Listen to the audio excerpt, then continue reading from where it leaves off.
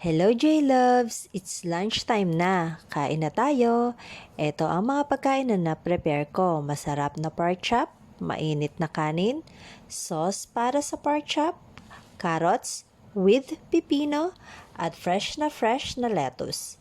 Ito naman ang sauce para sa vegetable salad na tulad sa Thailand, at onion para sa salad toppings. Naglagay na ako sa mangkok ng mixed vegetables at lalagyan ko na ng sauce para maging flavorful ang lasa niya. Ito naman ang sauce para sa pork chop. Maglalagay na din ako sa lagayan para ready na mamaya ang lahat bago ako kumain. Kayo, ano po ang inyong menu ngayong tanghalian?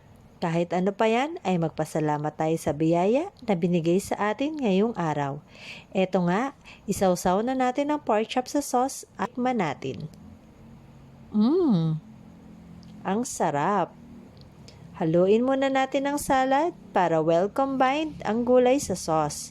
Kain na tayo! Panigurado mapaparami ang kain ko nito dahil ang mga pagkain ay panalo sa sarap.